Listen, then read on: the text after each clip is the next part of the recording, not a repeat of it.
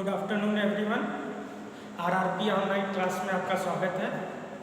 Subject है tool engineering, जो mechanical production third year का एक सब्जेक्ट है। ठीक है, स्टार्ट करते हैं कर्तन औजार पदार्थों के गुण से। ठीक है, किसी भी प्रोडक्शन सिस्टम में मशीनिंग या मशीनन के लिए कर्तन औजार यानी कटिंग टूल की आवश्यकता होती है। उसके बाद उसकी सहायता से मशीनिंग या मशीनन किया जाता है, जिसमें डिफरेंट फॉर्म्स में चिप्स या छिलका निकलते हैं। अब बात करते हैं कर्तन औजार की। कर्तन औजार को विभिन्न पदार्थों या मटेरियल्स के थ्रू बनाया जा सकता है, जिसका एक पर्टिकुलर प्रॉपर्टी या गुण होगा, जिसके लिए उस पर्टिकुलर एप्लीकेशन में वो यूज होगा। ठीक है, तो किसी कर्तन पदार्थ, किसी कर्तन औजार में इन सब गुणों का होना आवश्यक है, जिसके द्वारा आसानी से मशीनन किया जा सकता है। ठीक है, तो बात करते हैं सबसे पहले उष्ण कठोरता की। हॉट, ये उष्ण कठोरता। ठीक है, सेकंड है शीत कठोरता, छीमड़पन, घिसाव प्रतिरोध, रासायनिक स्थिरता, आघात प्रतिरोध, न्यूनतम घर्षण और अनुकूल लागत। ठीक है, तो ये 8 कर्तन औजार पदार्थों के गुण है। पहला है उष्ण कठोरता। ठीक है, इसका मतलब ये होता है कि जो कटिंग टूल या कर्तन औजार है, उसको मशीनिंग के दौरान कई बार बहुत हाई टेम्परेचर से होकर गुजरना पड़ता है। ठीक है, उस समय भी कर्तन औजार का गुण मेंटेन रहना चाहिए, उसमें कोई खराबी नहीं आनी चाहिए। यानी उच्च तापमान पर जो कठोरता कर्तन औजार के द्वारा प्रदर्शित की जाती है, उसे उष्ण कठोरता कहते हैं। इसके लिए इसमें जो आपका कर्तन औजार है, कई सारे मटेरियल जैसे कि टंगस्टन, कार्बाइड्स, टैंटेलम, इन सब को यूज किया जाता है। दूसरा है शीत कठोरता। सामान्य तापमान पर जो कर्तन औजार द्वारा कठोरता प्रदर्शित किया जाता है, उसे शीत कठोरता कहते हैं। चीमड़पन, टफनेस। ठीक है, अचानक से पड़ने वाले भार को सहन करने की क्षमता को उस कर्तन औजार का चीमड़पन कहते हैं। ठीक है, फोर्थ है घिसाव प्रतिरोधी। ठीक है, वर्कपीस और कटिंग टूल के बीच फ्रिक्शन क्रिएट होगा। ठीक है, तो जो कटिंग टूल है वो समय के साथ धीरे धीरे डिग्रेड होगा, यानी कि उस डिग्रेडेशन को कम होना चाहिए, यानी कि घिसाव का प्रतिरोध होना चाहिए, जिससे कि कटिंग टूल में किसी तरह की खराबी ना आए, यानी कि उसका घिसाव प्रतिरोधी होना आवश्यक है।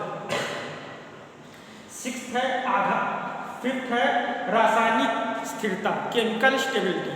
वर्कपीस और कटिंग टूल को आप मशीनिंग के दौरान किसी भी प्रकार का रासायनिक अभिक्रिया नहीं होना चाहिए, यानी कि केमिकल इनर्टनेस होना चाहिए, दोनों के बीच कोई क्रिया नहीं होनी चाहिए। ये कहलाता है आपका रासायनिक स्थिरता।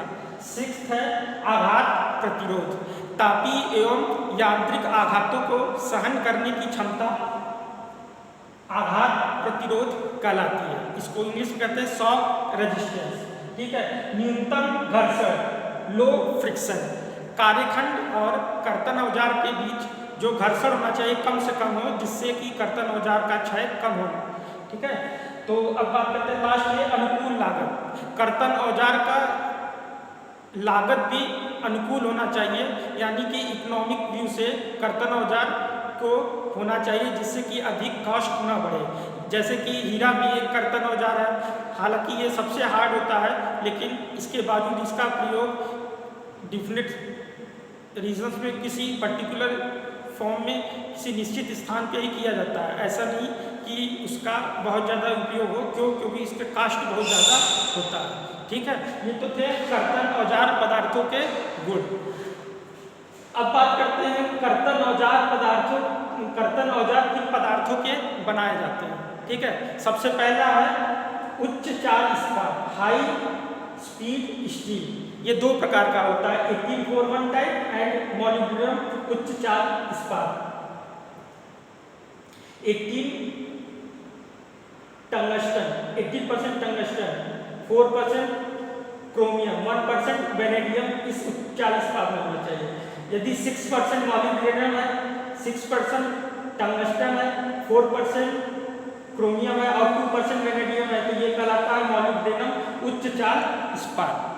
दूसरा जो कर्तन औजार का पदार्थ है वो है stellite. Stellite cobalt, chromium, tungsten, carbon को मिलाकर बनाया जाता है।